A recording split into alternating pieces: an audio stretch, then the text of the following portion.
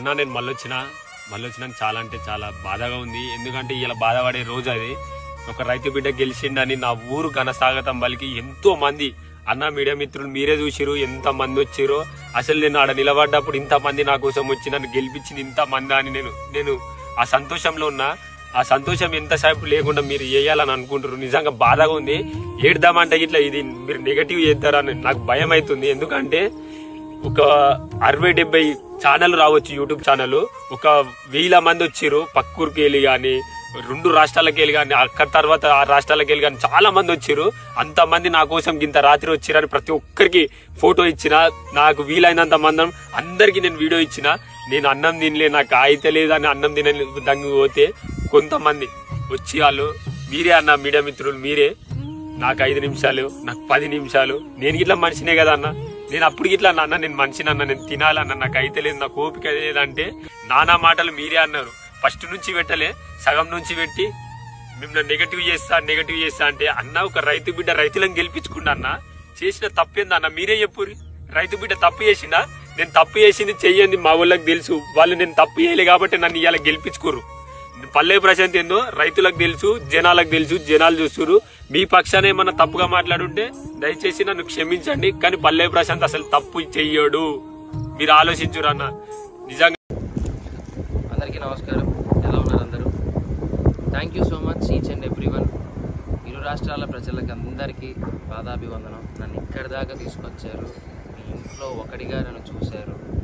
ఇంతకన్నా నేను చెప్పుకోవడం అంటూ ఏమీ లేదు. గెలవలేను అనుకున్న వాడిని గెలుపు దాకా తీసుకొచ్చి గెలిపించారు. అంతకన్నా నాకు ఇంకా వేరే అదృష్టంగా నేను ఏం ఫీల్ అవ్వట్లేదు. Thank you so much to each and everyone. And బాధాకరమైన విషయం ఏంటి అంటే అందరూ చాలామంది అడుగుతున్నారు. నేను దాని గురించి పెద్దగా అనుకోలేదు. ఆ బాధలో ఉండిపోయాను. చాలా బాధపడ్డాను. కారద్దాలు పగలగొట్టారు. బయటికి రా, నీ అంతా చూస్తా అన్నారు. నేను ఒక్కడనే ఉన్నప్పుడు మీ ఇష్టం వచ్చింది చేసుకోండి, నాకేం భయం లేదు, ఎవరికి భయపడాల్సిన అవసరం లేదు. కానీ మన ఇంట్లో కూడా ఒక అమ్మ ఉంటుంది, ఒక అక్క ఉంటుంది, ఒక చెల్లి ఉంటుంది, ఒక భార్య ఉంటుంది. వాళ్ళు మన పక్కన ఉన్నప్పుడు మనం ఎలా ప్రవర్తించాలి అనేది కూడా మనం కొంచెం ఆలోచిస్తే బాగుండు అని నా అభిప్రాయం.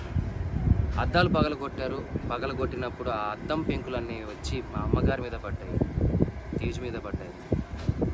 ఏమీ ఎవరికి కాలేదు కాబట్టి సరిపోయింది. అదే ఆ పెంకుల వల్ల ఏదైనా జరగరాని జరిగిందంటే, ఆ రాళ్ళ వల్ల తల పగిలి ఎవరికైనా ఏదైనా జరిగిందంటే నేను ఈరోజు ఎవరిని కోల్పోయేవానో నాకు తెలియదు. ఇలాంటివి ఇంకెప్పుడు ఎవరికి జరగకూడదు. ఇలాంటివి ఎప్పుడు ఎవరికి చేయకండి. మీకు కోపం ఉంటే తిట్టండి, పడతాను. కామెంట్ పెట్టండి, చూస్తాను. ఇంకా కోపం ఉంటే వీడియోలు తీసి పెట్టండి. ఎలాగో పెట్టారు, నా కుటుంబాన్ని మొత్తం బాధ పెట్టారు. నేను ఏది పట్టించుకోవట్లేదు. ఎందుకు అంటే నేను నమ్ముకుంటే నా హీరో, నా గురువు మాస్ మహారాజా రవితేజ గారు, ఆయన వచ్చి నాకు అవకాశం ఇచ్చిన రోజు నేను గెలిచాను. నేను బయటికి వచ్చిందే ఆ గెలుపులో వచ్చాను. కానీ గెలిచి ఒక ఆనందంతో బయటికి వస్తాను అనుకున్న నన్ను, నా కుటుంబాన్ని రోడ్డు మీద నించోబెట్టారు.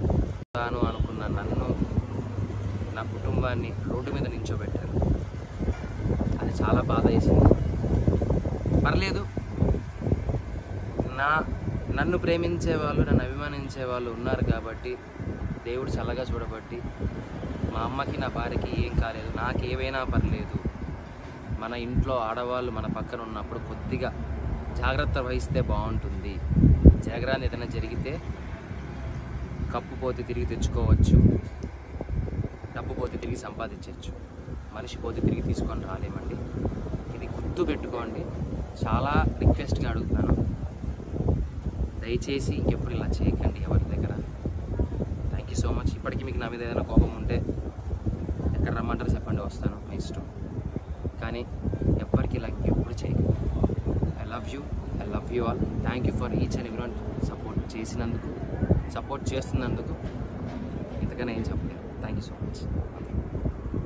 ఏజ్ ఉండి డెఫినెట్లీ ఒకరి మీద ఒకరు ఖచ్చితంగా ఇలాంటి అవుతుంటాయి. బట్ బయటికి వచ్చిన తర్వాత అందరం కలిసే ఉంటాం. ఇందాక చెప్పినట్టు బయటికి రాగానే అందరూ లైక్ పురాణాలందరూ కార్లు వల్ల కొట్టడాలు అవన్నీ చేసిర్రు. కానీ మీరు ఒకటి గుర్తుపెట్టుకోండి, రేపు వాళ్ళందరూ కలిసి మంచిగానే ఉంటారు. మళ్ళీ మేమందరం లోపల ఎన్ని పంచాయతీలు పెట్టుకున్నా మళ్ళీ బయట అందరం ఫ్రెండ్స్ అయినాం.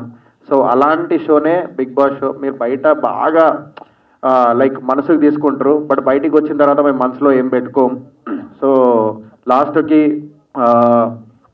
ఎవరైతే అంత పర్సనల్గా తీసుకొని పలగొట్టిర్రో మీరే ఫూల్స్ అవుతారు చూడుర్రి ముందు ముందు. సో నేనైతే అట్లా పలగొడితే, నేనైతే మా ఫ్యామిలీ ఉన్నప్పుడు అట్లాంటి పలగొడితే నేను డైరెక్ట్ కార్ వెనక గేరు ముందడి గేరు వేసుకొని ఎక్కించి పోయేటోడిని. సో వాళ్ళు మంచోళ్ళు కాబట్టి వాళ్ళు సైలెంట్గా ఉన్నారు, నేను మంచోడిని కాదు. సో అలాంటివి చేయకండి, ఎందుకంటే మీకు పేరెంట్స్ ఉన్నారు, మీ ఇంట్లో ఆడపిల్లలు ఉన్నారు. సో నెక్స్ట్ టైం అలాంటివి చేయకండి దయచేసి. అండ్ సో నాలా కొంతమంది కూల్ ఉంటారు అట్లా.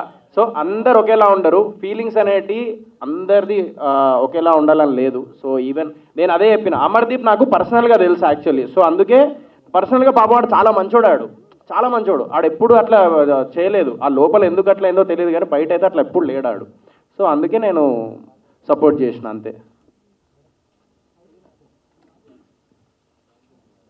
ఇలాంటి వాళ్ళు అలా మాట్లాడటం అంటే ఒక్కటన్నా, వైలెన్స్ అనేది పక్కన పెడితే ఇప్పుడు లోపల నా ఫ్యామిలీ ఉన్నదనుకో అన్న, అద్దాలు వలగొట్టేటప్పుడు ఆ అద్దం వచ్చి కళ్ళల్లో పడ్డది అనుకోండి అన్న, కన్ను పోతుంది.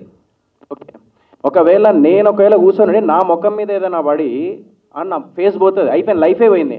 నా లైఫ్ పోయినప్పుడు ఎందుకన్నా అంటే నేను అదే చెప్తున్నా బేసికల్లీ. సైలెంట్గా ఉంటే ఏమైపోతుంది అంటే ఇంకా రెచ్చిపోతారు నెక్స్ట్ టైం కూడా. ఇప్పుడు నెక్స్ట్ టైం కూడా మీరు ఆపలేరు, నెక్స్ట్ టైం మళ్ళీ రెచ్చిపోతారేమో, చెప్పలేము, బయట అదే అలవాటు అవుతుంది. It's not about the violence అన్న. ఇప్పుడు ఏం మనిషిని కొట్టుకుంటూ వెళ్ళిపోవడం అనేది అయ్యో మొత్తం ఎక్కించి పోం కదా అన్న. పోయి రివర్స్లో పోతా అంటే వాడే మళ్ళీ వెనక్కి వెళ్ళిపోతాడు ఆడే భయపడి. ఎందుకంటే వాడు నడుచుకుంటూ వచ్చేటోనికి అంత ఉంటే మనం కార్లు వేసి గేర్లు వేసి గట్టిగా గుద్దుతే ఎట్లుంటాయి అంటే గట్టిగా పోతాడు, ఎట్లుంటే ఉంటాడు ఆడ మనిషి, సైడ్కి వెళ్ళిపోతాడు. నేను అదే చెప్పిన 100% అన్న. లేకపోతే సొసైటీలో ఎట్లుంటుంది అంటే మనము ఒకటే లైఫ్ అన్న బతికేది, క్వశ్చన్కి ఆన్సర్ ఇవ్వడమే మన లైఫ్. లేదంటే ఆ క్వశ్చన్ అది వస్తూనే ఉంటుంది, అట్లాంటివి అయితేనే ఉంటాయి. ఇప్పుడు మీరు క్వశ్చన్ వేసారు, నేను ఆన్సర్ ఇచ్చిన, యాక్షన్కి రియాక్షన్ ఉంది, డెఫినెట్లీ యాక్షన్కి రియాక్షన్ ఉండాలన్న. నా దృష్టిలో అయితే అది ఇట్స్ నాట్ అబౌట్ వైలెన్స్. ఎదుటోడు వైలెన్స్ చేస్తూ ఉంటే నేను సైలెంట్గా కూర్చుంటే మనకు అలవాటు అవుతుంది, అది నెక్స్ట్ టైం చేస్తాడు. ఇప్పుడు ఎంతమందిని అని చెప్పేసి ఇది చేస్తారు. డెఫినెట్ నా ఫ్యామిలీ ఉంది, లేడీస్ ఉన్నారు, నాకు నా పేరెంట్స్ కంటే నా ఫ్యామిలీస్ కంటే ఎక్కువ ఎవరు కాదు. ఆ టైంలో నాకు ఎవ్వడు కనబడాడు, కానీ చెప్తా నేను. అదన్న నేను చెప్పేది. అంటే ఇక వాళ్ళకి మీకు తేడా ఉందన్న, తేడా మంచికి మంచి, చెడుకు చెడు, ఏం చేయలేమన్న. ఇక సొసైటీ అట్లనే ఉన్నది, యాక్సెప్ట్ చేద్దాం కదా సార్. మరి అన్న చట్టాన్ని చేతిలోకి తీసుకున్నట్టు చట్టం మీరు అంటే ఇప్పుడు ఒక్కటన్న, ఆ టైంలో అద్దం వలిగి నా ముఖం మీద వచ్చే లోపు చట్టం కోసం నేను వెయిట్ చేయలేను కదా అన్న. పోయిన తర్వాత ఒకవేళ ఒకడు వచ్చి కత్తితో పొడిచిండన్న, పొడిచిన తర్వాత ఒక్క నిమిషం నాకు చట్టం ఉన్నది, ఒక్క నిమిషం నేను పోతా అని చెప్పేసి అంటే ఎట్లుంటుంది అన్న.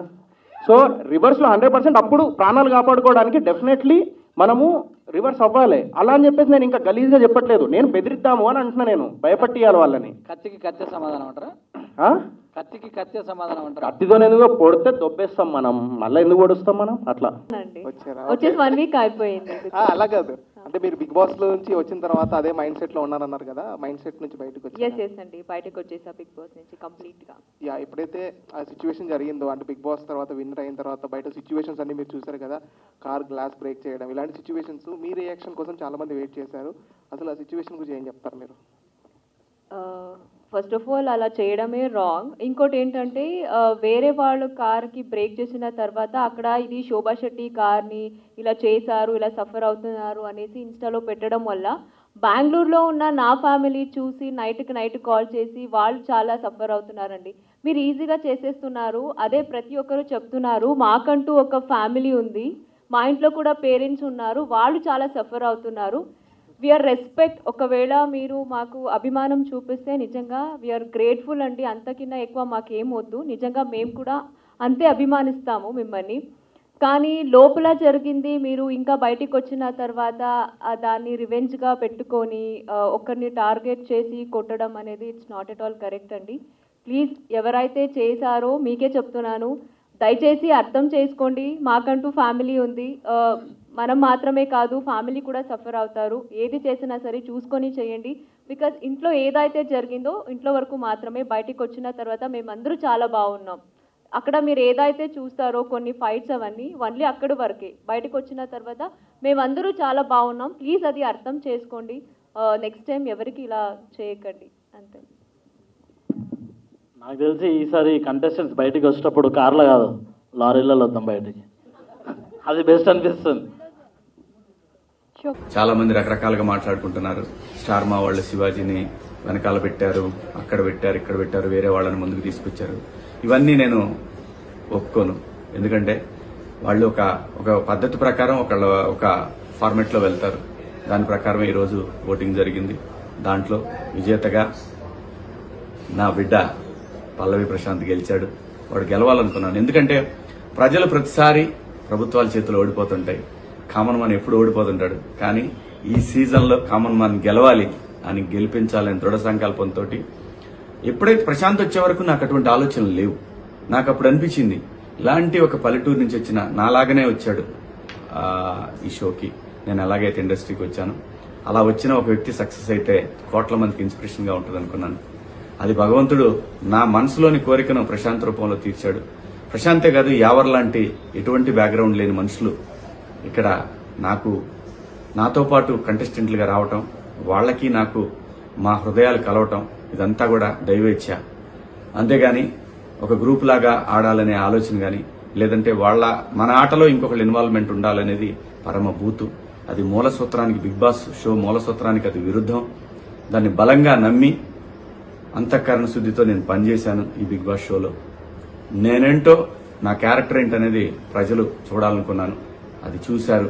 కోట్ల మంది అభిమానులుగా వాళ్ళ గుండెల్లో నన్ను పెట్టుకున్నందుకు ప్రతి ఒక్కళ్ళకి కూడా పేరు పేరున హృదయపూర్వక నమస్కారాలు తెలియజేసుకుంటూ, నాకు సపోర్ట్ చేసినటువంటి నా అభిమానులందరికీ కూడా, మీ అందరికీ కూడా పాదాభివందనాలు. త్వరలోనే మిమ్మల్ని కలుస్తాను. ఇప్పుడే ఇంటికి వచ్చాను, కలుస్తాను. Thank you so much.